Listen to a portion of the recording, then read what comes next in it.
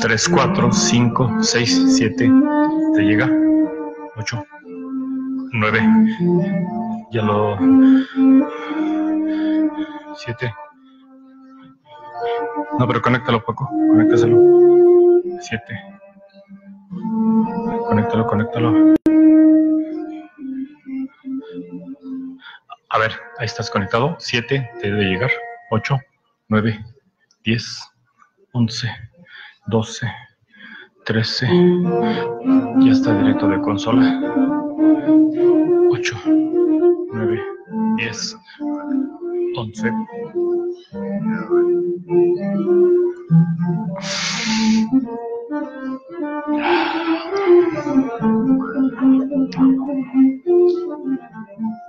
¿Me avisas? Sí.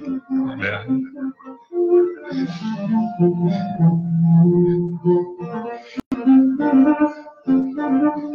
7, 8, 9, 10, 11, 12, 13, 14, 7, 8, 9, 10, 11.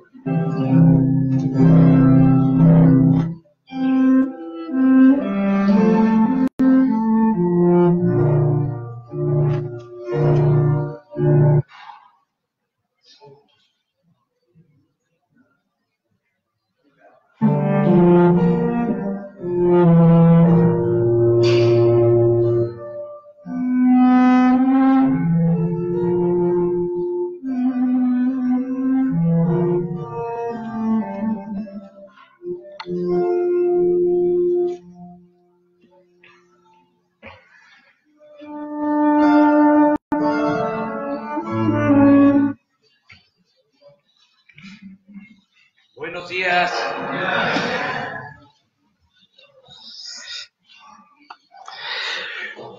Nos da mucho gusto reunirnos como lo hacemos cotidianamente, todos los días a esta hora, en Palacio Nacional, de lunes a viernes a las 7 de la mañana. Ahora se nos hizo un poco tarde.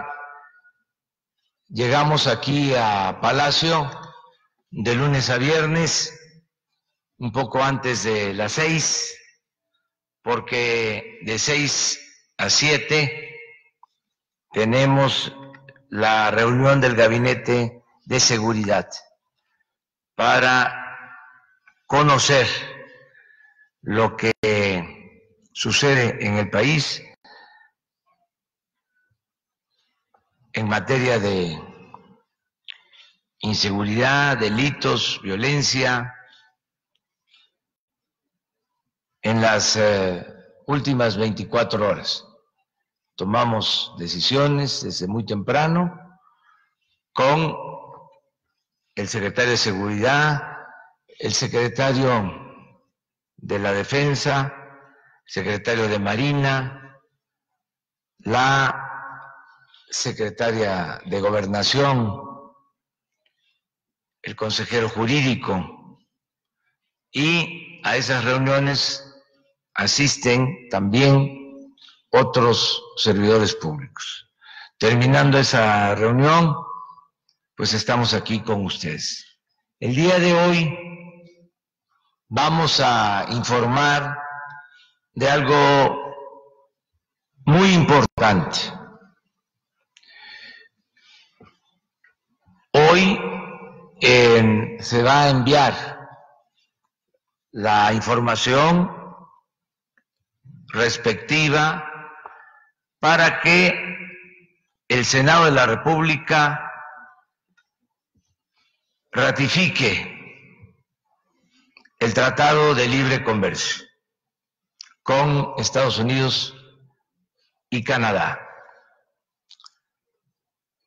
Es el procedimiento que falta, la ratificación del Senado, y de manera respetuosa, por tratarse de un poder independiente, autónomo, vamos a solicitar a los senadores que consideren el que se convoque a un periodo extraordinario para la aprobación del Tratado de Libre Comercio con Estados Unidos y Canadá. El día de hoy, el consejero jurídico Julio Scherer, el secretario de Relaciones Exteriores Marcelo Ebrard, la secretaria de Economía Graciela Márquez y el subsecretario para América del Norte, que ha actuado como nuestro principal negociador, Jesús Seade. Los cuatro van a asistir al Senado por la tarde para presentar ya formalmente los documentos. Queremos explicarles cuál es el procedimiento, el por qué tiene que ser este acuerdo ratificado en el Senado, solo en esa Cámara Alta, y que conozcan cómo se lleva a cabo el procedimiento para la aprobación. En este caso es una aprobación con mayoría simple, de modo que estamos seguros de que se va a aprobar en el Senado. Desde luego, repito, se trata de un poder independiente. Ellos van a decidir, pero yo señalo que existe, si no un consenso, existe un apoyo mayoritario del pueblo de México para que se apruebe y ratifique este tratado. Consideramos que nos conviene, que es benéfico para que haya más inversión extranjera, que se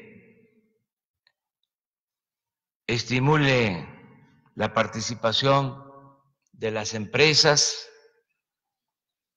para la creación de empleos bien pagados en el país. Por eso considero que se va a aprobar, porque los legisladores, en este caso los senadores, han actuado siempre de manera muy responsable. Le vamos a dar la palabra a Julio Scherer Ibarra, que es el consejero jurídico de la presidencia para que él explique sobre el procedimiento. Luego les va a informar Marcelo Ebrard, secretario de Relaciones Exteriores, luego la doctora Graciela Márquez, secretaria de Economía, y luego Jesús Seade, que ha sido clave en este proceso de negociación del tratado. Nos ha ayudado mucho a que tanto en Estados Unidos como en Canadá se acepten condiciones que ayudan a tener una relación de cooperación para el desarrollo. Cooperación para el desarrollo y para un comercio justo, sin barreras, sin aranceles, que permita a México crecer con este acuerdo comercial, con este tratado. Entonces, Julio va a informarles sobre el procedimiento.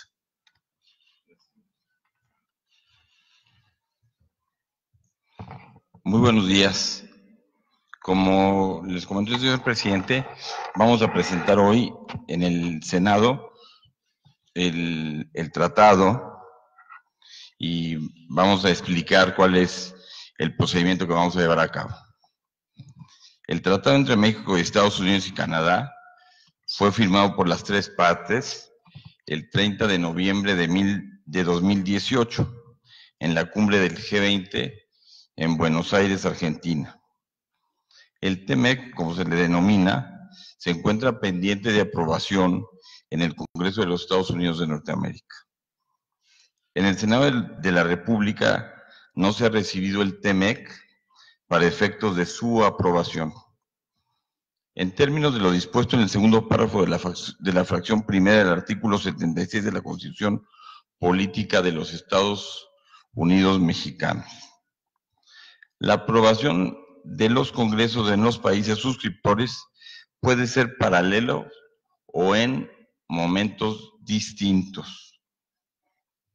Es importante destacar que la Constitución Política le reconoce la facultad exclusiva a la Cámara de Senadores del Congreso de la Unión para terminar, denunciar, suspender, modificar, enmendar, retirar reservas y formular declaraciones interpretativas sobre tratados internacionales, por lo que en el momento en el que se reciba en la Cámara, se actualiza la atribución constitucional en los términos antes señalados.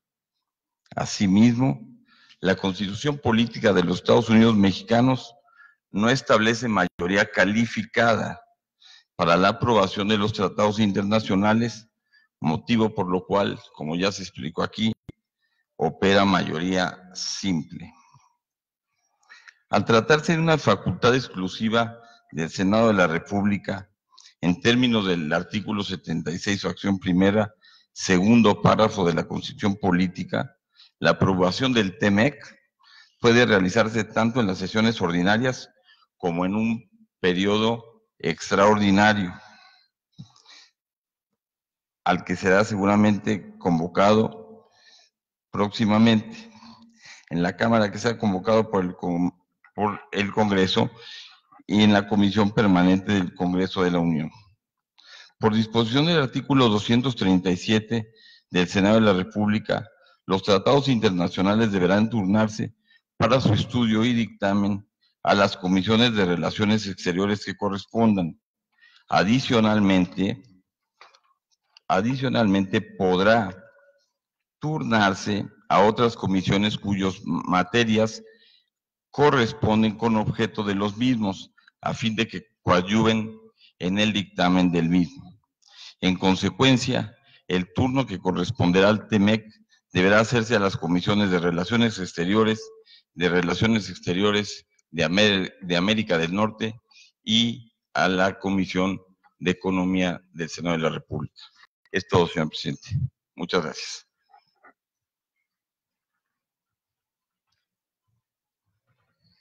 Con su permiso, señor presidente, estimada y estimados colegas, señoras y señores de los medios de comunicación, se toma la decisión, como aquí ya se informó por parte del titular del Ejecutivo, de iniciar el proceso de ratificación en México, ante el Senado de la República, del Tratado México, Estados Unidos, Canadá.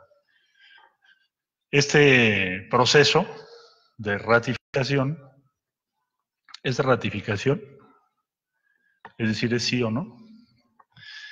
Va a tener las modalidades que la Constitución marca en el artículo 76 constitucional y han sido ya superados, como es de su conocimiento, los obstáculos que impedían que esto iniciase, especialmente las disposiciones que Estados Unidos tomó respecto a la denominada 232 en cuanto al acero y el aluminio. Una vez resuelto esto, México inicia su proceso. Los tres países tenemos procesos distintos en curso y con esta decisión que toma el presidente de la República, nosotros estaremos el día de hoy ante el Senado de la República para entregar los textos completos, el protocolo correspondiente, para que puedan iniciar, cuando así lo determinen, el proceso de discusión y, en su caso, de ratificación. Muchas gracias.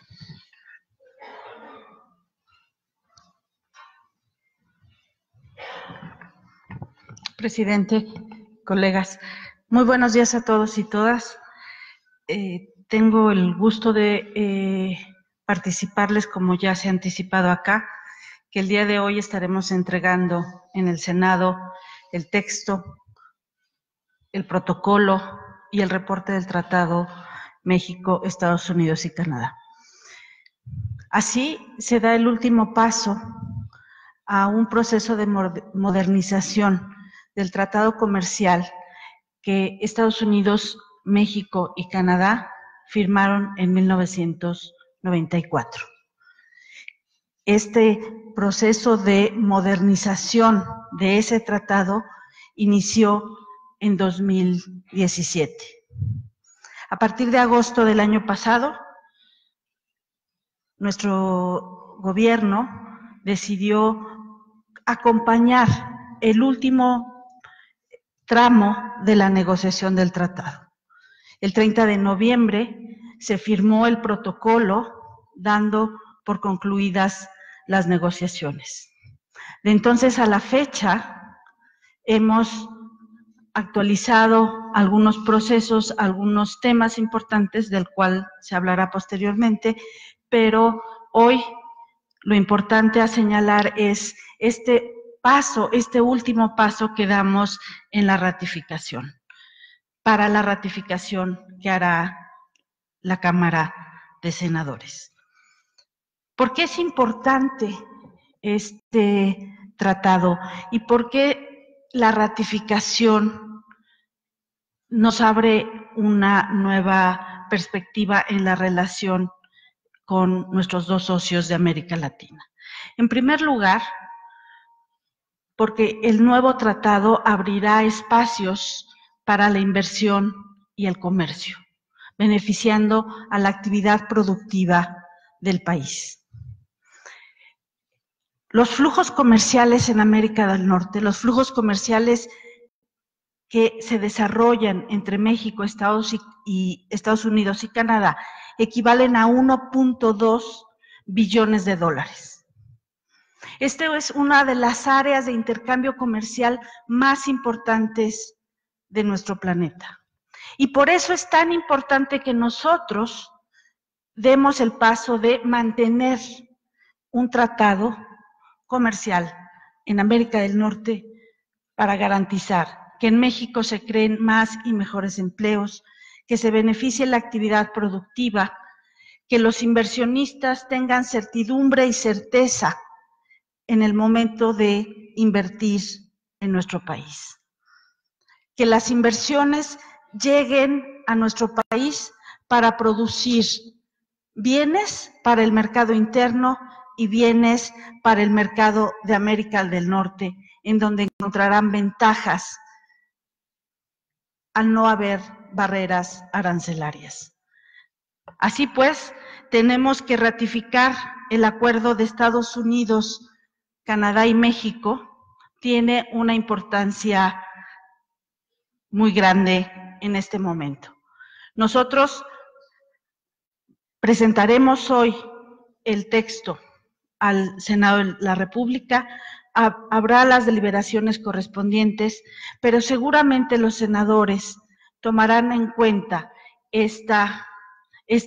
todos estos datos en términos del impacto productivo, del impacto en inversiones, del impacto comercial del Tratado México, Estados Unidos y Canadá. La modernización de este tratado, necesaria porque cambió el mundo en más de un cuarto de siglo de vigencia del acuerdo anterior, también contribuye, y en eso México también debe estar muy orgulloso de contribuir a construir una región en América del Norte de alta competitividad. Nosotros en México tenemos una plataforma exportadora muy importante y nos beneficiamos también de los flujos de inversión. Junto con nuestros socios, seguramente construiremos bienestar para México y bienestar en las economías de nuestros socios comerciales. Muchas gracias. Es cuanto, señor presidente.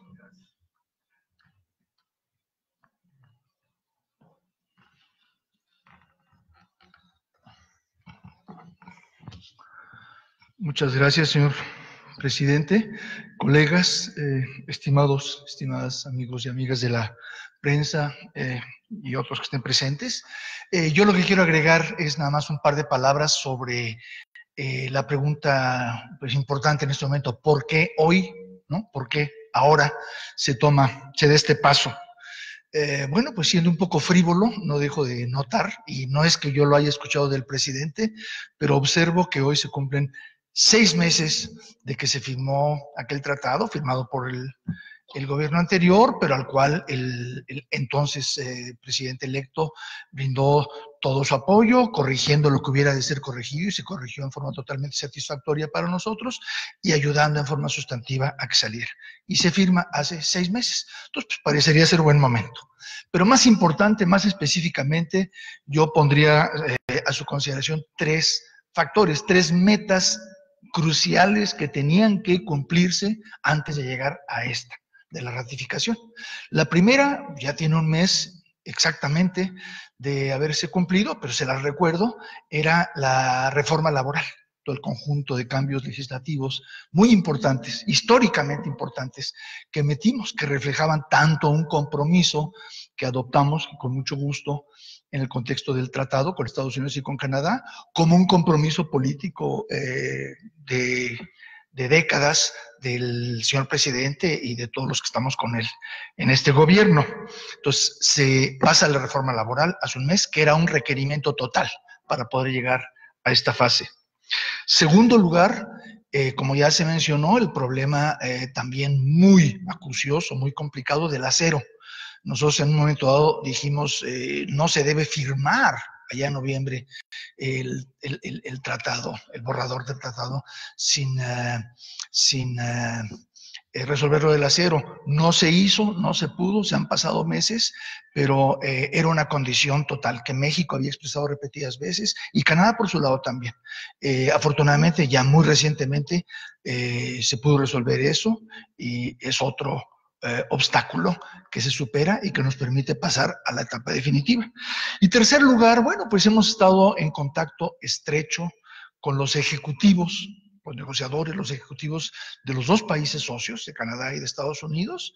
En los 3 países son distintos procedimientos, pero siempre, en todos los casos, el elemento común es que la ratificación la realiza el legislativo, que tiene una personalidad soberana, pero los ejecutivos, bueno, son los que negocian, son los que preparan, y son los que en un momento dado lanzan a la ratificación el proceso.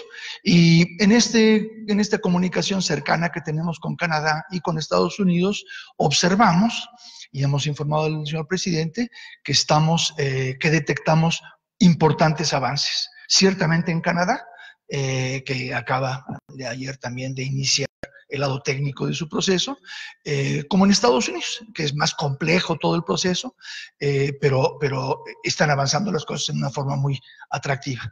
En Estados Unidos el legislativo entra en receso a fin de julio y el objetivo de ellos, y que todos esperamos que así sea, es que la ratificación se complete entre junio y julio. En Canadá el receso entra en julio, entonces la ratificación probablemente sea en el mes de junio, y en México estamos en receso legislativo, pero tenemos perfectamente, como señaló el canciller, la capacidad de solicitar a los señores senadores consideración bajo régimen de excepción en este periodo, y tenemos el sentir total de que es oportuno. Entonces, queremos buscar la ratificación en México en las próximas semanas y en los 3 países en este lado de acá del verano, antes de agosto, antes de julio en el caso de Canadá. Entonces todo marcha bien. Muchas gracias. Bueno, pues esa es la información. Hoy se entrega la documentación al Senado para que se inicie el proceso de ratificación del tratado. Estamos seguros que vamos a contar con el apoyo de los senadores y que pronto se va a tener esta aprobación que va a ayudar mucho a mantener la confianza en México, en su pueblo, en su gobierno. Ese es el propósito de este anuncio. Hoy por la tarde, quienes están aquí van a asistir al Senado de la República para entregar el documento principal y los documentos accesorios. Pues eso es básicamente lo que queríamos tratarles hoy, y abrimos la sesión de preguntas y respuestas. Si les parece, tenemos pendientes de ayer a José Ley Gutiérrez y a Carlos Pozos, que quedamos pendientes. Pero si hay algo que tenga que ver primero con el tema de tratado, podemos desahogarlo y luego entramos a los asuntos generales. ¿Les parece? Bueno, vamos 4. Bueno, 5. Ahí está. 1, 2, 3, 4, 5. Sara, adelante. ¿Sí? ¿Tú? Sobre, es atrás. Tratado. Sí. Es sobre el tratado. Y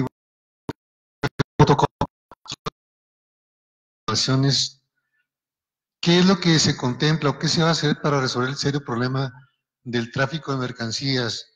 Porque constantemente se bloquean porque no tienen, en Estados Unidos afirman, la capacidad para estarlo revisando. Y esto causó pérdidas por miles de millones de dólares en este último año.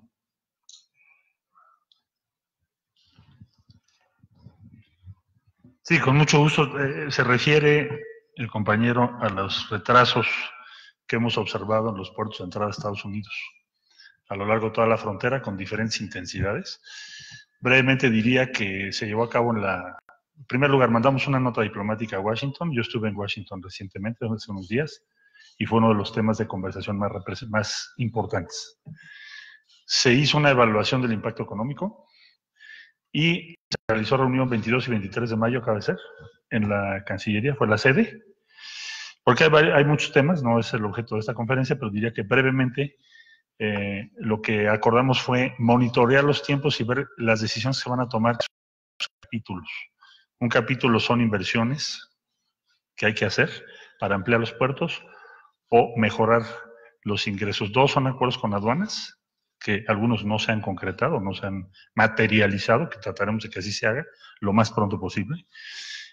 Tercero, la diferenciación de su personal, porque argumentan varios problemas, uno de ellos es la atención a migrantes, etcétera. Entonces, se acordó que aumentarían el personal y estaremos presentando mensualmente cómo evoluciona este acuerdo a partir de este mes. Es decir, del 22 de mayo estaré yo informando alrededor del 22 de junio. ¿Qué pasó con ese acuerdo? Los 5, ¿no? A ver. Sí, presidente, buenos días. Marco Antonio Olvera, corresponsal de Radio Latino, California. Quisiera preguntarle, yo sé que México necesita abrir sus mercados al exterior para que llegue la inversión extranjera y trabajo. Pero, ¿qué pasa con las amenazas continuas de Donald Trump, que amenaza con construir un muro y siempre está sobre esa retórica? Una, y dos, el tema de los migrantes está contemplado dentro de este tratado de libre comercio con Canadá, porque pues muchos migrantes se van porque no hay empleo, y sé que hay temporadas en las que puede haber permisos temporales de 3 o 6 meses para que obviamente ingresen y regresen a sus lugares de origen. Bueno, son dos temas importantes. Primero, lo del tratado, que es lo que ahora estamos resolviendo, y espero que sea en definitiva, porque como tú lo señalas, es algo que nos conviene. Y vamos a seguir atendiendo el otro tema, que es el fenómeno migratorio.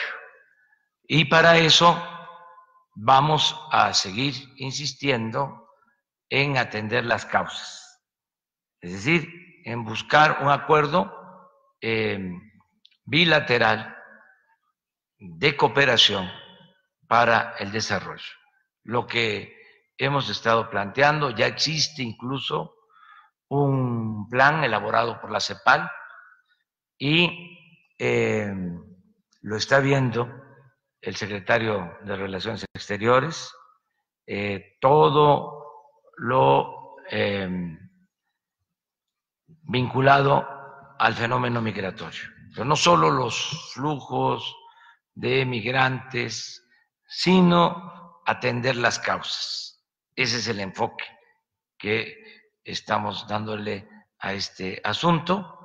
Ya pronto, seguramente Marcelo Ebrard va a informar sobre cómo vamos en este otro campo de la negociación de los acuerdos. O sea, dividiría yo en dos lo del tratado, que es lo que estamos ahora resolviendo, y lo de el tema migratorio, con el enfoque estructural, con un enfoque de fondo, para que haya producción, haya empleos, haya bienestar en Centroamérica, en nuestro país, y la migración se convierta en un asunto opcional,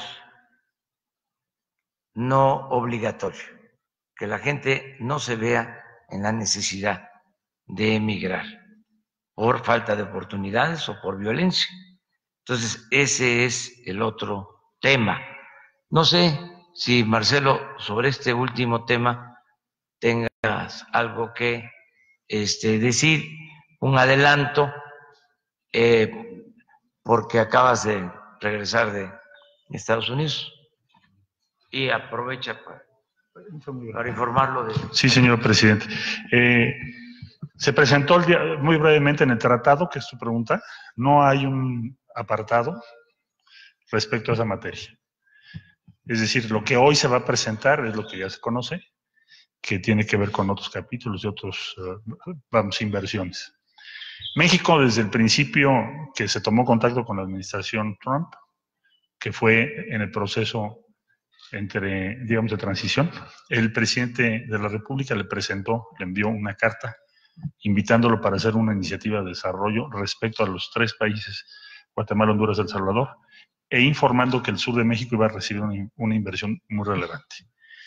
El primer acto de política exterior fue la firma con los presidentes de los países a los que hago referencia el día 1 de diciembre de una declaración política, cuyo contenido esencial es preparar esa iniciativa. Se pidió a la CEPAL que lo hiciese, el lunes de la semana pasada se presentó aquí, de inmediato fui a Washington a presentarlo, me recibieron en la Casa Blanca, y de ahí también por instrucciones del presidente de la República fui a Berlín, Alemania, de donde llegué el día de ayer, a una conferencia que es una iniciativa de Alemania y por lo tanto esperamos también de la Unión Europea hacia América Latina y el Caribe, cosa que celebramos porque Alemania había estado un poco, vamos a decir, concentrada en otras partes del mundo. Entonces, como resultado de ello, y ahí concluyo, el canciller, el ministro de Relaciones Exteriores de Alemania dio a conocer el respaldo de la República Federal Alemana a esta iniciativa que ha planteado el presidente López Obrador. Eso va a significar muchas cosas, y si se me permite, como el día de hoy es otro el objetivo de esta conferencia, en la fecha que nos indique el señor presidente de la próxima semana, informamos en detalle los avances, los montos y por qué somos optimistas sobre ello. 2, 3.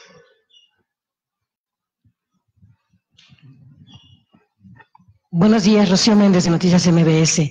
¿Cuáles son las expectativas entonces, señor presidente, al respecto del crecimiento ya con la oportunidad de contar con un tratado de libre comercio después de que el Banco de México ayer aclaró que no habrá recesión desde su perspectiva, pero sí bajó las expectativas de crecimiento? Y también quisiera pedirle su opinión de que ustedes llegan, señores, a una sede que fue el día de ayer alterada en su seguridad después del ataque que sufrió la senadora Citlali Hernández, por favor. Gracias. Bueno, sobre lo primero, está muy bien la economía en México, son buenos los pronósticos, aún con lo expresado ayer por los miembros del Banco de México. Somos respetuosos de la autonomía del Banco de México. Nuestros datos nos indican que vamos bien. Ayer, por ejemplo, ¿no?, reducen estas expectativas de crecimiento en el Banco de México, y el día de ayer, por dar otro dato, se aprecia el peso. Entonces, vamos bien en general. Y con la aprobación del tratado vamos a ir mejor en lo económico. No estamos en pleitos con el Banco de México, somos muy respetuosos de la autonomía del Banco de México, y nosotros consideramos que son muy buenos los datos. Tan es así que la plática ayer con la maestra Lagarde del Fondo Monetario Internacional no trató sobre ese tema de reducción, disminución de crecimiento, ni de crisis económica. Fue sobre otros asuntos que ella tenía interés en conocer, sobre todo el combate a la corrupción, cómo se está orientando el presupuesto para atender a los pobres, y la defensa y protección del medio ambiente. Fueron otros temas.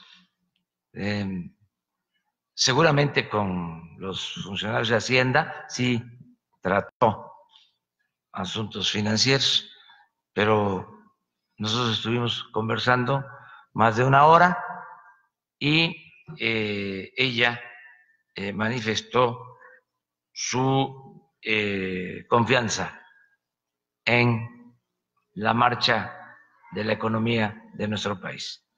Nada más para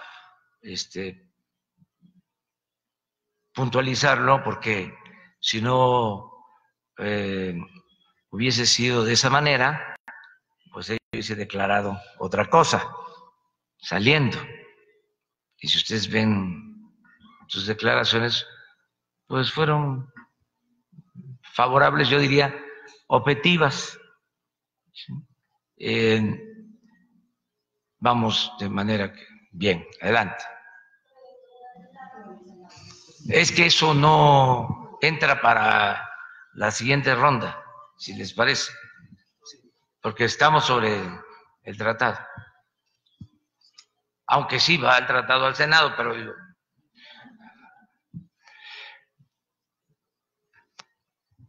Presidente, buenos días. Preguntarle sobre los riesgos, si sus funcionarios también conocen algo del tema de los riesgos que hay de que no se ratifique el TEMEC. En Estados Unidos parece que la discusión es difícil, sobre todo una de las legisladoras está poniendo muchas trabas para la ratificación del Senado. Mucho de del crecimiento que se espera para México depende también, los analistas han dicho, de la ratificación del TEMEC. ¿Ustedes ven riesgo de que se puedan abrir las negociaciones y no se ratifique el tratado, sobre todo por las discusiones que hay en Estados Unidos? Yo estoy optimista. Yo estoy seguro que se va a aprobar, aún con las diferencias que puedan haber en Estados Unidos. En Canadá no hay duda de que se aprueba. Y podrían haber algunas dificultades más de procedimiento y también de fondo en Estados Unidos. De procedimiento porque ellos tienen que elaborar del tratado una ley. Lleva tiempo y significa acuerdos. Y pues hay también diferencias por circunstancias especiales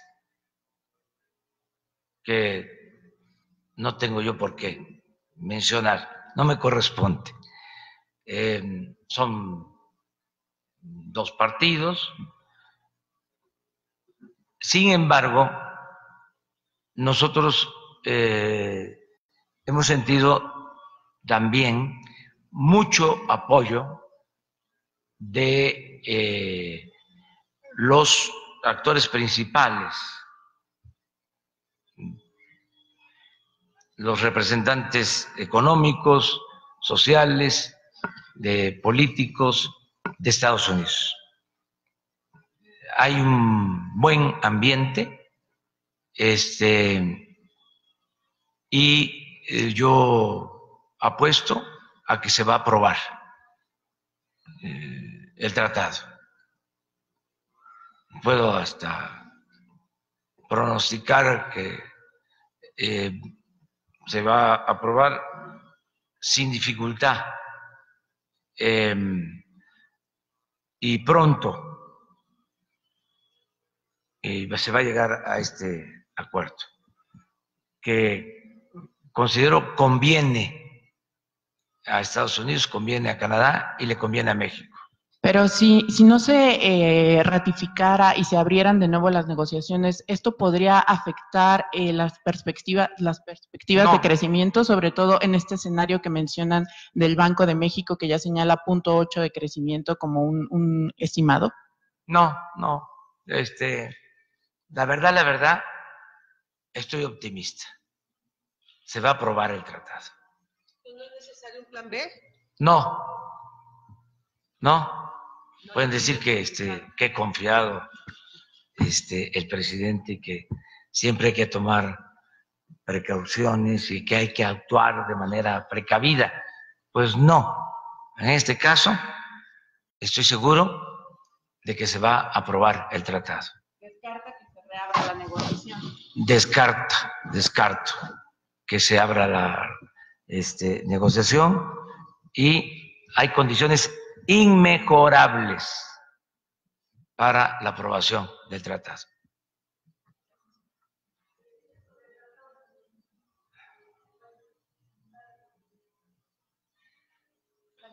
De corresponsal de Tiempo TV, justo usted hablaba del tema de los aranceles y en el aluminio que se eliminaron y bueno, también en el acero.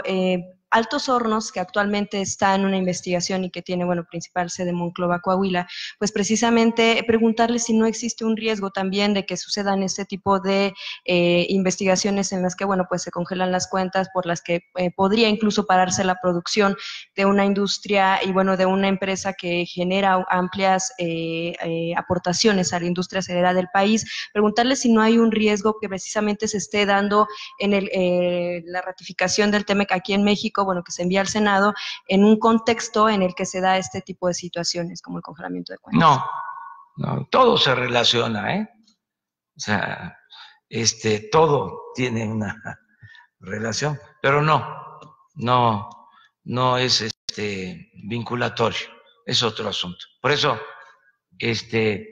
podemos hablar del tema en la segunda ronda, okay, en la otra ronda. Gracias. Sí, buenos días. Solo preguntarle, ¿para usted es indispensable esta ratificación del tratado para que se logre el crecimiento del 2% en este año? Es importante, porque va a significar más inversión para México, más empleos, más bienestar. Sí es importante. Y preguntar si el hecho de que se presente hoy es parte de una negociación política con el gobierno de Estados Unidos, vamos, si había algún acuerdo para que se impulse en esta fecha y si hay también el compromiso del gobierno de Estados Unidos de que se impulse la ratificación allá. Es una decisión soberana, ya se iniciaron estos procesos, como aquí se dijo, en los 3 países. Nosotros decidimos comenzar este proceso hoy. Desde luego hay comunicación permanente con los encargados de este tema en Estados Unidos y en Canadá. Permanente es casi a diario. Ese es el trabajo de Jesús Seade, estar hablando y estar recibiendo información sobre sus procesos y también informando de cómo vamos nosotros. Entonces, sí existe una comunicación permanente, son muy buenas las relaciones entre los gobiernos de los 3 países. Por eso hablo de que hay condiciones inmejorables. En el caso de los 3 países, no solo aprueban el tratado, los gobiernos, hay un apoyo, un respaldo de los ciudadanos, muy claro en el caso de México. Todos los sectores. Yo tengo comunicación con todos los sectores, recojo los sentimientos de la gente y sé que hay un acuerdo general, hay una voluntad colectiva que se manifiesta a favor de la aprobación del tratado. Dirigentes sindicales que ayudaron para la aprobación de la reforma laboral, que era una de las partes, una de las condiciones para llegar a la aprobación, a la ratificación del tratado. ayudaron mucho los dirigentes sindicales. Ayudaron mucho también los empresarios, el sector empresarial, tanto en la reforma laboral como en las gestiones para que se quitara el arancel al acero y al aluminio por la importancia que tiene el tratado. Entonces, yo estoy seguro de que se va a aprobar, se va a ratificar en el Senado. Ya en el Senado, para tener los antecedentes, se llevó a cabo la reforma laboral. Los senadores también intervinieron para solicitar la quita de aranceles. Entonces, estamos en sintonía y hay consenso. Pero no fue parte de esa negociación de los aranceles, por ejemplo. Sí, era una hecho de que hoy se condición. presente. Sí, no podíamos nosotros, no podíamos dar un paso hacia adelante, este paso definitivo, si no hubiese habido esta decisión de quitar los aranceles, que ayuda mucho a la industria y significa inversión y significa empleos en una circunstancia mundial que ustedes ya conocen, de predominio en el discurso y en los hechos de la palabra, del término, del mecanismo arancelario. Entonces, hay una situación, repito, muy favorable en México. Una más. Buenos días, Jacqueline López del CEO. Quisiera preguntarle si esta situación de la guerra comercial entre Estados Unidos y China no vino a beneficiar a esta ratificación tanto del tratado aquí en México como en Estados Unidos. Muchas gracias. Eso se lo dejamos a los analistas económicos, financieros. Yo creo que siempre es bueno el que se llegue a acuerdos, y lo hemos dicho en otras ocasiones, libre comercio sí, guerra comercial no. Es bueno el que se llegue a acuerdos, que no haya ni siquiera escaramuzas en lo relacionado con el comercio internacional. Presidente. Bueno, presidente, soy Saúl Soltero del Nopal Times y nos preocupa enormemente el tema de los tomateros mexicanos. Se habla que están recibiendo este primer castigo dentro de su gobierno con este arancel que se les está aplicando, donde se han afectado gravemente tomateros de Jalisco, de Sinaloa, de este 17.5%. ¿En dónde quedan las negociaciones o cómo ha sido este procedimiento para abordar o darle seguimiento a esta afectación, a este tema en particular? Se está trabajando en eso, hay comunicación. Me gustaría que Jesús Seade les explique. Vamos muy bien también en esa materia. Es un proceso que se está atendiendo.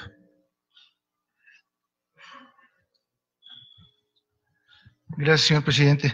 No, pues sin duda es un problema serio, es un sector importantísimo, más de 400,000 personas involucradas en México directamente en la recolección del tomate y cerca de 1 millón en actividades directamente relacionadas, como es transporte, empacado y otras. Es algo que lamentamos mucho. Técnicamente es una negociación del gobierno con los empresarios porque porque es un caso de antidumping, pero es un caso de antidumping un poco especial, ¿verdad? Porque se ha extendido a todo el sector, que son circunstancias que deben manejarse en forma de excepción, y en toda excepción, pues se manejan las cosas con más mesura. Entonces, nosotros hemos expresado nuestra disatisfacción a las autoridades de Estados Unidos ya un par de veces, y nos hemos estado reuniendo con los tomateros y esperamos encontrar una solución. Ellos han interpuesto un amparo, el equivalente al amparo en Estados Unidos, que se llama injunction, que normalmente se resuelve en un día votándolo, diciendo no procede. Y ahora se ha tardado más de una semana. Quizás sea buena señal que lo están considerando muy en serio. Entonces estamos a la expectativa de ver qué sale de eso, y en lo que es ya la negociación, muy en contacto con todas las partes en Estados Unidos y en México. ¿Se contempla alguna denuncia ante la OMC en caso de seguir esta medida injusta para el comercio? Sería muy temprano para eso porque el caso de dumping como tal no ha llegado a su resolución final. Tendríamos que seguirlo viendo, pero no excluimos esa posibilidad.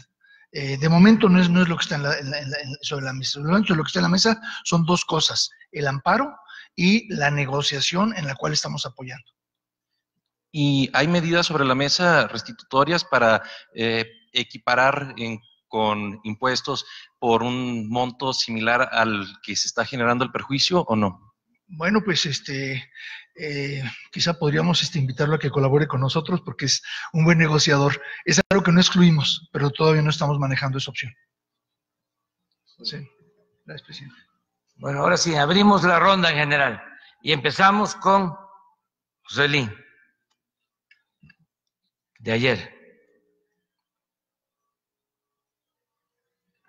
Buenos días, presidente. Jocelyn Gutiérrez, de Político.mx, para preguntarle cuál es su postura sobre los recientes ataques que han sufrido algunos legisladores de Morena. Ayer por la tarde, la senadora Citlali Hernández recibió un artefacto explosivo en su oficina. También, para ejemplificar el caso, está Pedro Carrizales El Mijis, quien ha denunciado en múltiples ocasiones que ha sido objeto de atentados contra él y su familia. Y para finalizar, pues, el caso que le estoy exponiendo, también está el caso de la diputada Carmen Medel, que al inicio de la legislatura sufrió la pérdida de su hija, que fue asesinada en Veracruz. ¿Qué nos puede decir sobre eso? Y si me permite hacerle dos preguntas más. Bueno, pues el caso del Senado se está investigando, ya tenemos un informe. Puedo decirle que está bien la senadora, que no recibió daños mayores, que sí fue un hecho el que un paquete llevaba una bomba casera de poco impacto, pero sí un artefacto para causar daño. Ya se está haciendo la investigación, está a cargo de la Fiscalía General y se va a llegar a tener todo el conocimiento de lo que sucede, y hago un llamado pues a todos para que se evite la violencia. Nuestro movimiento en la oposición siempre se desenvolvió con el principio de la no violencia. Siempre. No rompimos un vidrio. Nosotros siempre hemos apostado a la vía pacífica. Entonces hay que seguir insistiendo en eso. Nada de violencia. De los otros casos, ¿qué nos puede comentar? Lo mismo, ya se está haciendo investigación en el caso de la joven que perdió la vida en Veracruz. Eso corresponde al gobierno de Veracruz y ya ha informado sobre el avance en las investigaciones el gobierno de Veracruz, y vamos nosotros pues a seguir protegiendo a todos los ciudadanos. De la medidas adicionales para revisar su correspondencia, presidente, después de lo que ocurrió ayer, por ejemplo, el material que le llega. Sí, pero nosotros tenemos un sistema bastante seguro en general. Miren, al presidente lo cuida la gente y el que lucha por la justicia no tiene nada que temer.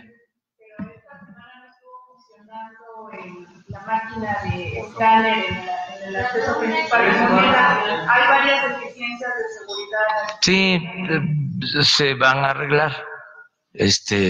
Por ejemplo, ayer teníamos problema de que estaban fundidos unos focos y ahora estoy viendo que ya tenemos toda la luz.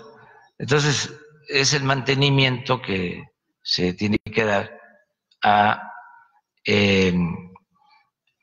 este sitio histórico importantísimo. Sobre la pregunta que quedó ayer pendiente, presidente, el abogado de Emilio Lozoya, exdirector de Pemex, señaló a algunos medios que en el sexenio anterior no había ninguna página que se moviera sin que Enrique Peña Nieto estuviera enterado. ¿Usted está de acuerdo con esto? ¿Ve posible que el expresidente vaya a declarar sobre el caso? Yo lo que puedo decirles es que ya nosotros cumplimos con dar a conocer este asunto a la Fiscalía General y a ellos corresponde, a la Fiscalía, que es una institución autónoma, corresponde atender el asunto de manera integral y también pienso que es la institución que puede informarles ampliamente. Si no lo hacen, sería por cuestiones de limitaciones legales, por el debido proceso. Pero en el caso de nosotros, consideramos que ya expresamos lo fundamental. ¿Qué es lo fundamental? Puntualizando. Cero corrupción, cero impunidad, no actuar como tapaderas de nadie.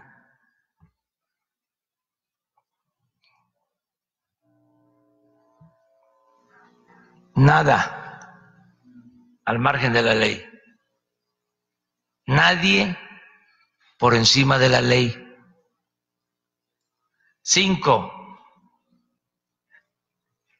Auténtico Estado de Derecho.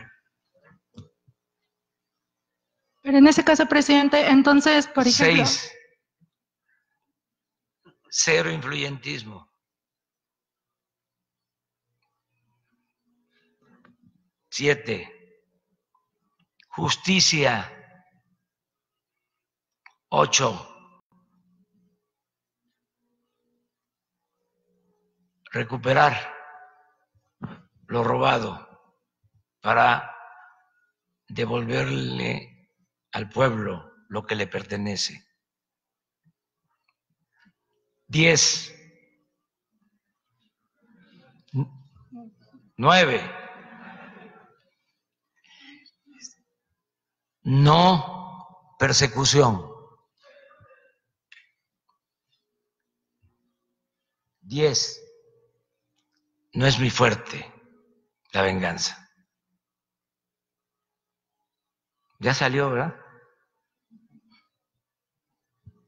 Bueno, presidente, y entonces, ultimando la pregunta sobre su reunión con Christine Lagarde, ¿cómo nos puede definir su relación con el Fondo Monetario Internacional y si le dieron alguna recomendación. Ayer la presidenta salió hablando bien de su gobierno y no sé si nos podía ultimar un poquito más, detallar un poco fue más. buena la conversación, ya expliqué, nos permitió describirle cuál es la fórmula que se está aplicando. Creo que le llamó mucho la atención el que se haya decidido financiar el gasto combatiendo la corrupción y con austeridad. Esa fórmula. Se le explicó al mismo tiempo de las reformas que se han llevado a cabo con este propósito. Le expliqué de que no se consideraba delito grave la corrupción en México y que una de las reformas que se aprobaron fue precisamente la de establecer que era un delito grave la corrupción y que no se alcanzaba fianza si se cometía ese delito. Pues es que no se sabía que durante 20 años no se podía meter a la cárcel a los corruptos, o no se podía meter a la cárcel a ninguna persona por hechos de corrupción, porque no era delito grave. Entonces le llamó mucho la atención eso. Le platiqué de cómo estamos planteando que el presidente no tenga fuero y que pueda ser juzgado por cualquier delito, y que estamos planteando lo mismo para el caso de gobernadores, diputados federales, senadores, terminar el fuero. También le interesó mucho conocer sobre el plan de austeridad, porque hay dos visiones distintas. La que predomina en el mundo, cuando se habla de austeridad siempre se piensa en despido de trabajadores, en afectar a los de abajo o recortar programas sociales, afectar la salud, afectar la educación, privatizando. Esa es la austeridad neoliberal. Una vez platicando con Corbyn, el dirigente del Partido Laborista, le dije que el plan nuestro de llegar al gobierno se iba a apoyar en estos dos ejes, combate a la corrupción y austeridad. Y me dijo, ¿por qué austeridad? Con la idea de que la austeridad era afectar a los pobres, porque esa es la concepción que predominó durante mucho tiempo. Parte de las recomendaciones, inclusive del Fondo Monetario Internacional, iban en ese sentido. Entonces, acá la austeridad es otra cosa. Tiene como inspiración el pensamiento de Juárez, de que el servidor público tiene que aprender a vivir en la justa medianía. Acá, para nosotros, la austeridad no es un asunto administrativo, sino de principios. Nosotros sostenemos que nadie puede aspirar a lo superfluo mientras existan muchos, en el caso de México, millones, que carecen hasta de lo más indispensable. Nosotros sostenemos que no puede haber gobierno rico con pueblo pobre. Y le expliqué de cuánto ganaban los altos funcionarios públicos, de los aviones, de las residencias, de cuántos cuidaban al presidente, de los carros de lujo, de los viajes al extranjero, etcétera, etcétera, etcétera. Entonces, sí, le pareció atractivo. Y hablamos de otros temas y quedamos en que se va a trabajar un acuerdo con este nuevo enfoque para suscribirlo en el mediano plazo, cuando los funcionarios de Hacienda y los encargados del Fondo Monetario en México se pongan de acuerdo. Se definieron los temas. Ayer hablé un poco de eso en mi Twitter. Combate a la pobreza, defensa del medio ambiente, equidad, igualdad del hombre y la mujer, igualdad de género, que es un tema importantísimo, que siempre las mujeres participen en igualdad de condiciones, y honestidad, es decir, combate a la corrupción. Son temas de otro tipo, completamente. Muchas gracias, presidente. Y sobre eso, es posible, si llegamos al acuerdo, que se firme pues un documento, ya sea aquí o en Washington. ¿Cuál sería el acuerdo? ¿Para qué sería el acuerdo concretamente? Porque la relación entre el Fondo y México tendría un nuevo enfoque. Sería inaugurar una etapa nueva en las relaciones. ¿No implica algún recurso? No.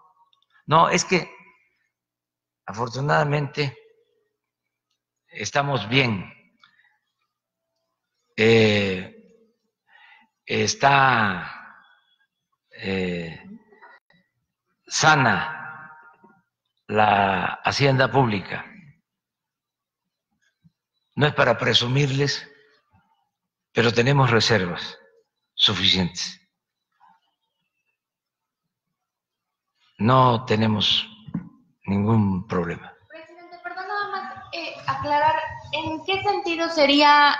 Gracias, buenos días, presidente. Nada más aclarar, ¿en qué sentido sería este nuevo enfoque con el Fondo Monetario Internacional? Porque durante su campaña usted en varias ocasiones dijo que si llegaba a la presidencia de la República no tendría una relación con el Fondo Monetario Internacional porque lo culpó de ser el responsable de recomendar malas políticas económicas a México. Y dijo que el Fondo Monetario era el responsable del bajo crecimiento de la pobreza e incluso de la violencia. ¿Cuál sería ahora este cambio de opinión y cuál sería entonces el nuevo enfoque con su gobierno? Gracias. Mire, yo no me acuerdo que haya dicho eso, pero Aquí tengo su cita textual. a lo mejor, sí, me gustaría conocer lo que dije. Sí, manifesté de que ya la agenda no se iba a elaborar desde el extranjero, porque eso es lo que ha sucedido durante muchos años. Todo el periodo neoliberal, pues nos dictaron la agenda. Incluso los programas de desarrollo de México tenían esa orientación. Por primera vez en más de 30 años, se elaboró un programa de desarrollo propio, sin esas recomendaciones, a partir de nuestra realidad. ¿Cuál era la agenda que imponían? Las llamadas reformas estructurales, reforma energética, reforma fiscal, reforma laboral, etcétera, etcétera. Ya eso no está en el plan de desarrollo. De modo que lo que estamos planteando ahora es distinto y no queremos una ruptura con el Fondo Monetario Internacional ni con ningún organismo financiero, económico, comercial, ni con ningún gobierno del mundo. Pero como país libre, soberano, pues ejercemos nuestro derecho a definir nuestras políticas. Sí, en este marco podemos coincidir, pues tenemos relaciones con todos.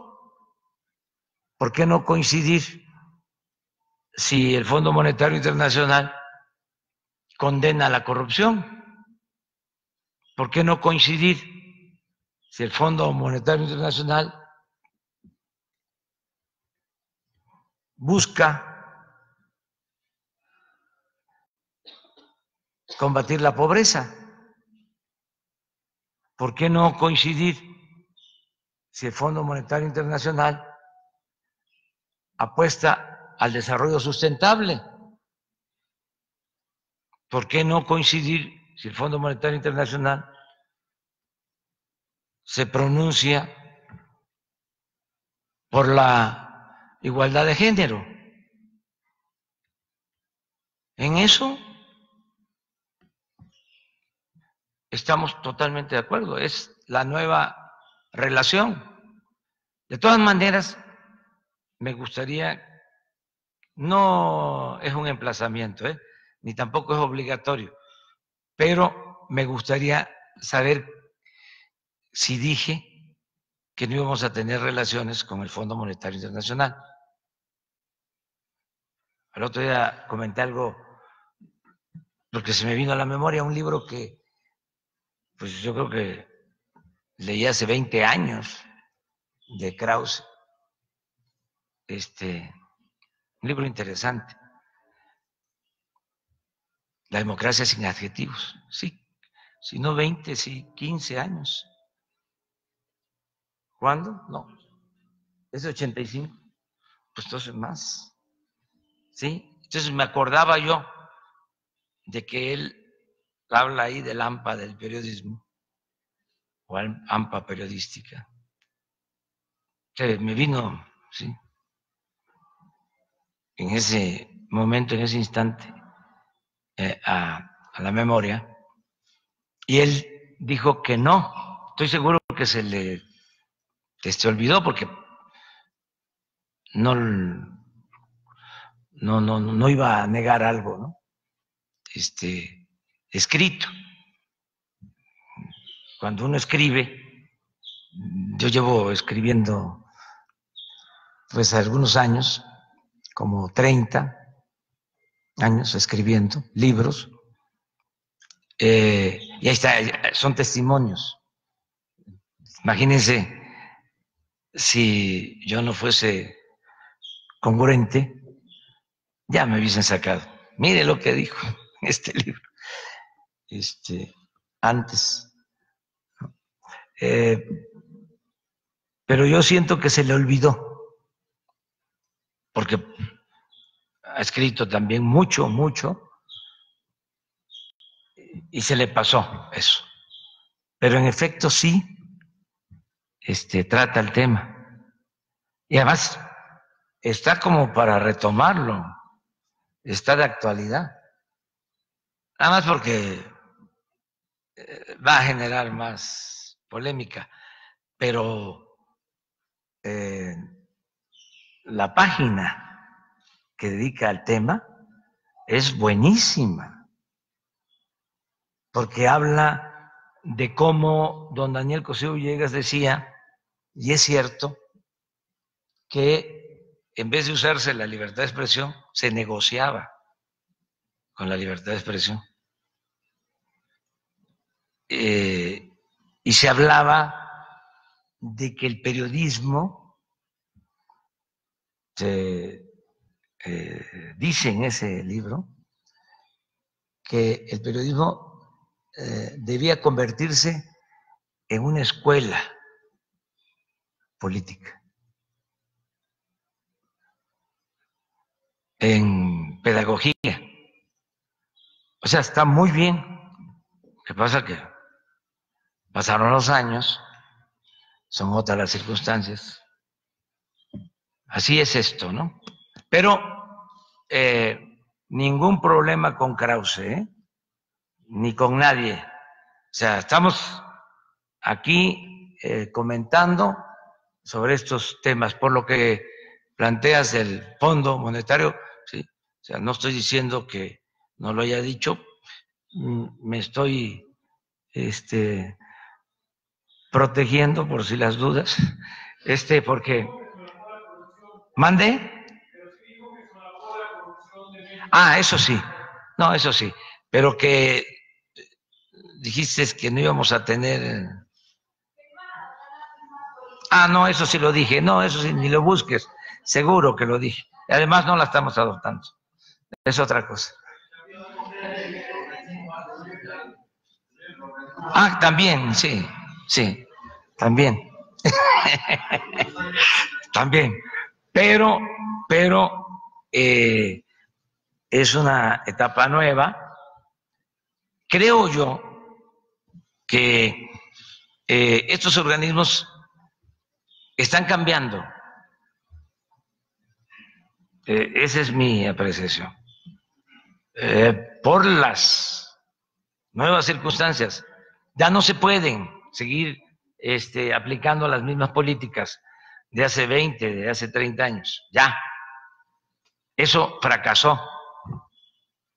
Entonces, sí hay un proceso de ajuste, de reacomodo en sus políticas y también la adopción de nuevas políticas. Yo aquí he comentado muchas veces que los tecnócratas nunca tomaron en cuenta, como ellos mismos dicen, la variable corrupción. Nunca. Y ayer sí se lo comenté a la señora Lagarde, que puede ser el modelo económico más perfecto, mejor diseñado, pero con una corrupción desatada, desproporcionada, ningún modelo funciona, por más perfecto que se haya diseñado. Es que la corrupción destruye todo, acaba todo. Entonces, yo sí tengo una explicación, pero parece como increíble que no hayan tomado en cuenta ese factor. ¿Cómo va a haber crecimiento económico con la corrupción que había en México? En ninguna parte del mundo hay crecimiento económico con niveles altos de corrupción. Es elemental. Entonces, eso no se tomaba en cuenta. Entonces era mantener equilibrios en variables macroeconómicas, de considerar que las privatizaciones eran la panacea, que había que desaparecer al Estado, también en discurso, porque en los hechos siempre utilizaron al Estado, nada más que para rescatar instituciones bancarias en quiebra y para convertir deudas privadas en deuda pública. Para eso utilizaban al Estado. Pero en el discurso era diluir al Estado, que reinara su majestad el mercado, que de esa manera se iba a resolver todo, que si llovía fuerte arriba, si le iba bien a los de arriba, iba a gotear abajo, como si la riqueza fuese contagiosa. Pero ese era el esquema, el modelo o la concepción que se impuso. Ya eso ya cambió. Yo creo que ellos ya tampoco se atreven a estar diciendo esas cosas, esos sofismas. Ya se ha evolucionado. Y qué bueno, ¿no? Por el bien de todos.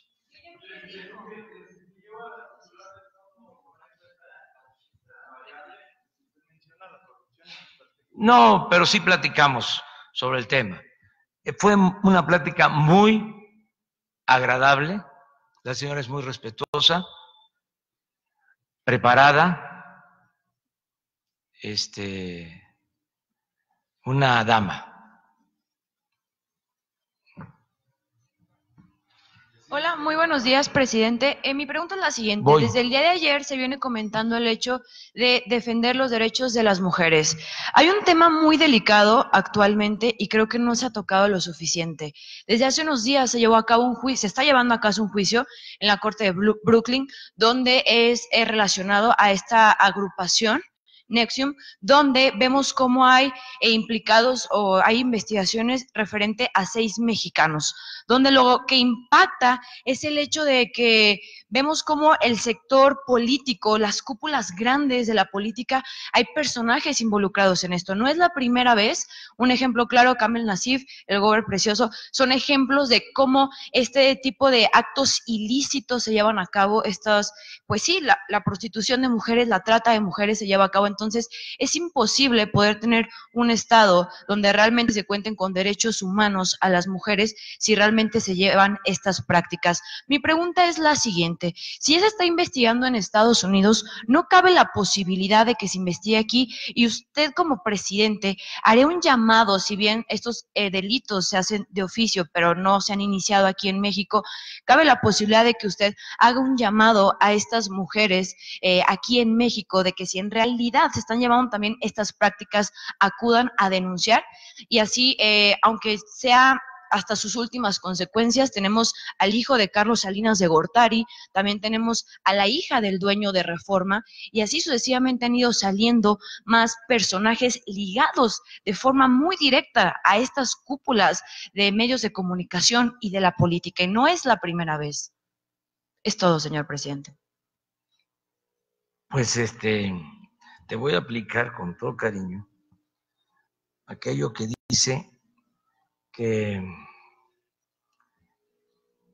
pues uno es dueño de su silencio. No voy a contestar tu pregunta, porque es un asunto que están viendo las autoridades correspondientes y no quiero meterme con familiares de políticos o de personajes de la vida pública. No creo que sea conveniente. Siento que no debe el presidente de México, por su investidura, meterse en esos temas. Y debemos ser todos respetuosos. Lo dije hace unos días. Vamos al debate, ¿sí? Pero cuidemos eso. Te ofrezco a ti una disculpa por no responderte.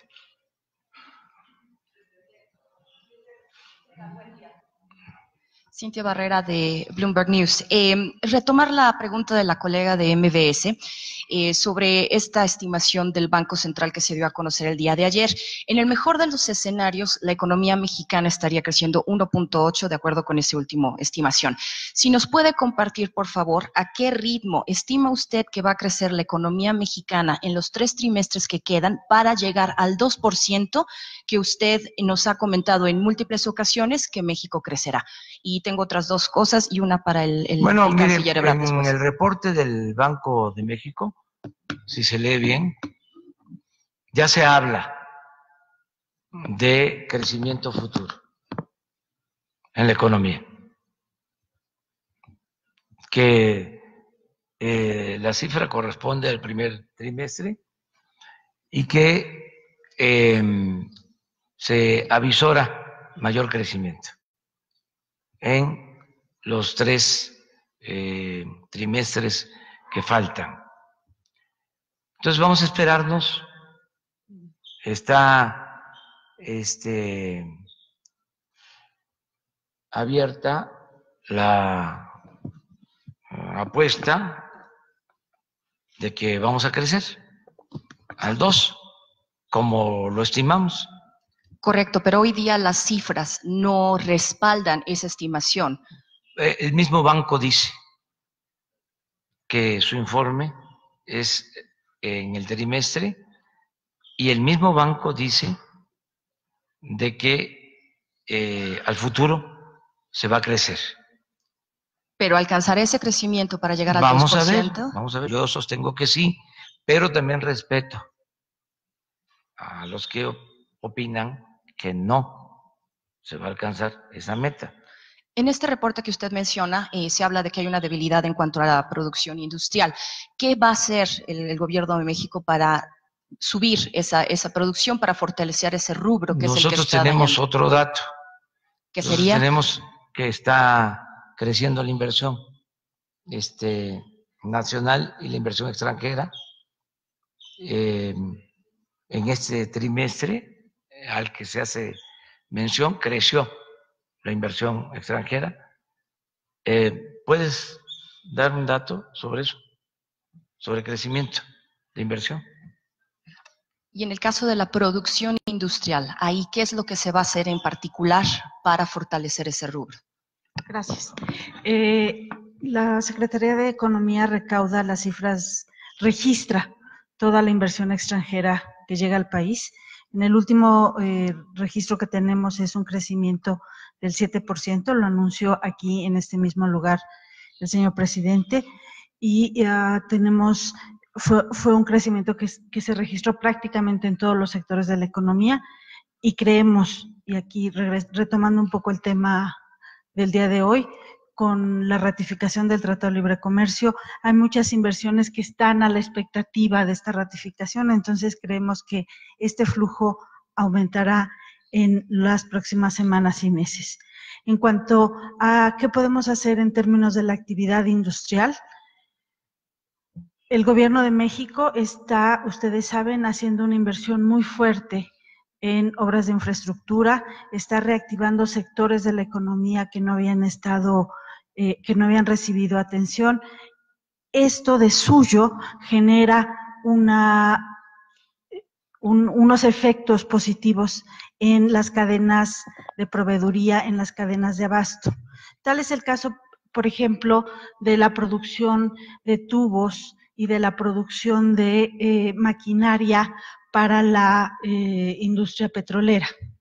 La exploración y la producción, la reactivación de la producción petrolera en pozos que habían estado abandonados o habían salido de la producción, ha generado una demanda muy importante de insumos que ha reactivado el sector manufacturero. Algunas ramas del sector manufacturero ya están sintiendo este efecto.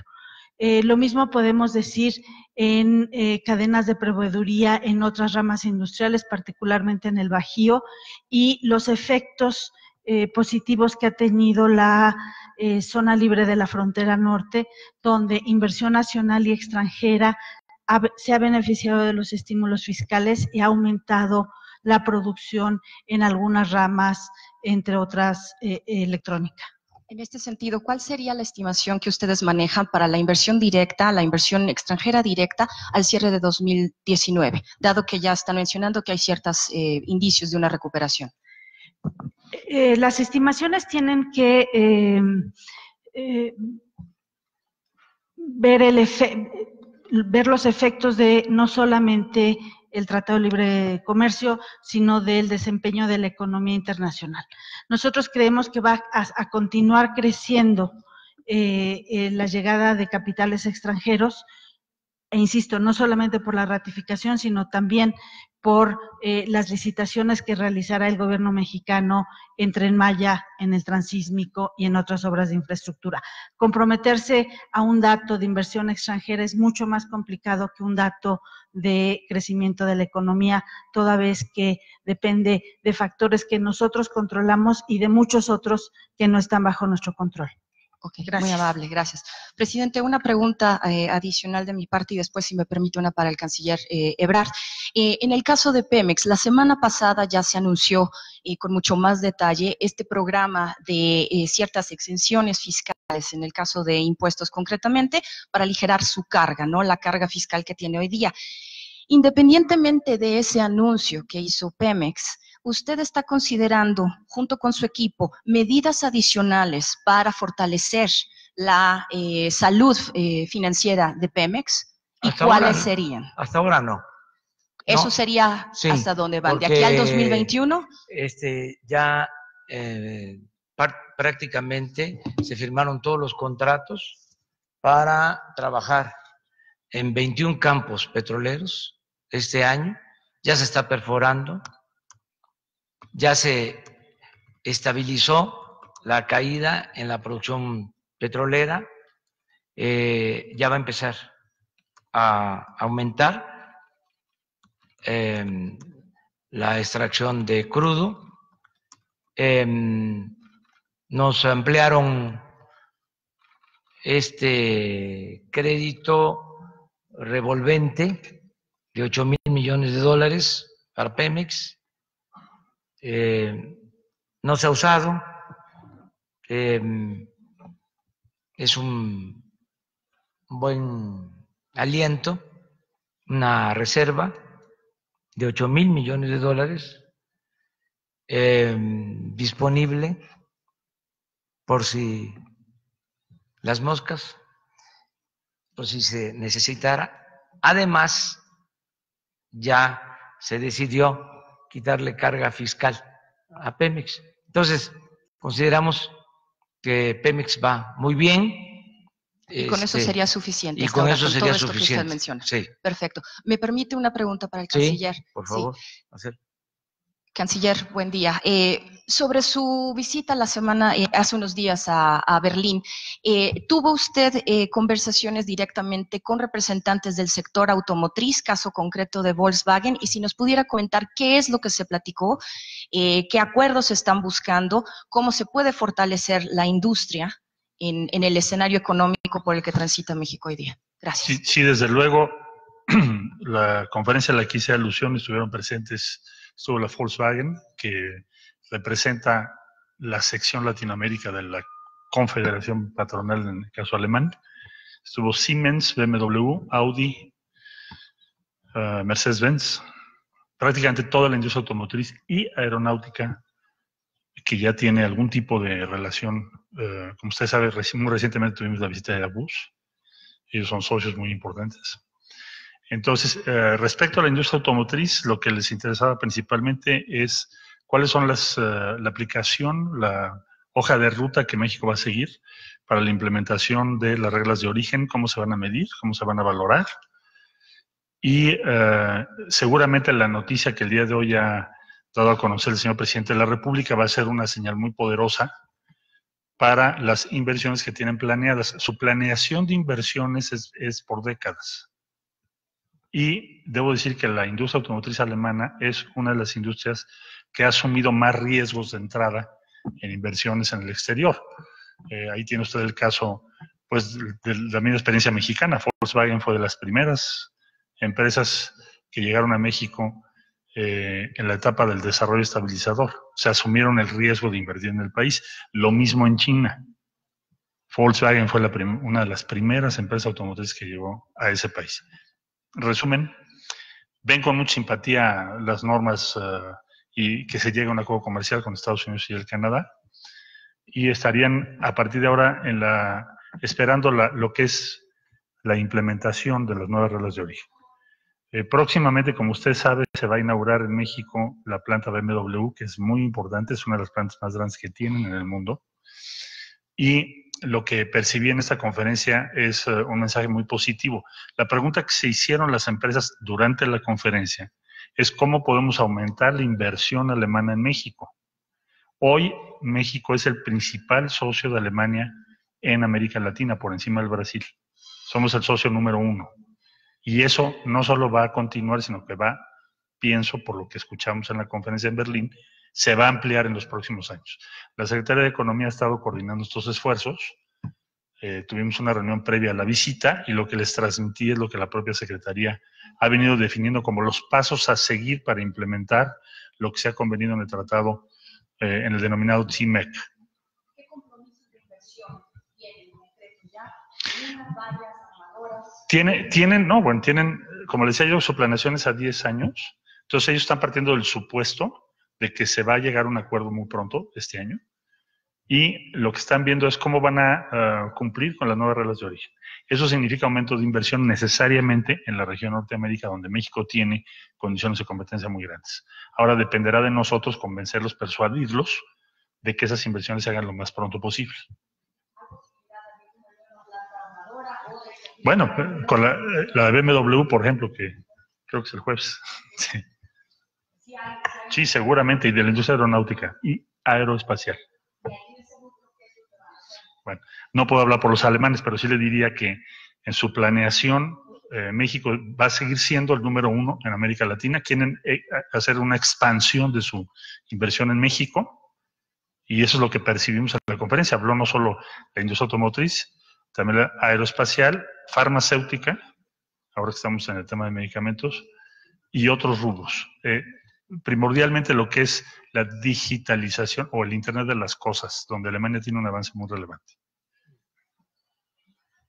Bueno, ya nos quedamos así porque tengo precisamente una reunión con banqueros, ¿sí? Fuera del edificio.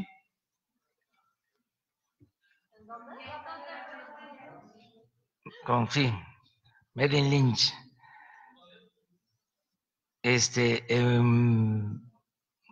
Un hotel, no recuerdo su nombre, pero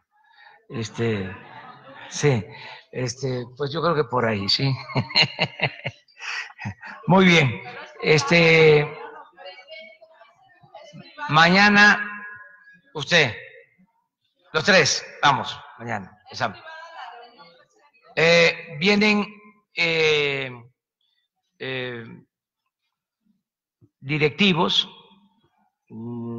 de otras partes del mundo y me invitan a esta reunión. Pues ellos me invitan, yo no sé, seguramente van a informarles a ustedes, pero no depende de nosotros. Sí, ¿mande? Sí, regreso aquí, tengo otras reuniones. Pues miren, les adelanto, hoy voy a comer con gobernadores de un partido, del Partido Acción Nacional.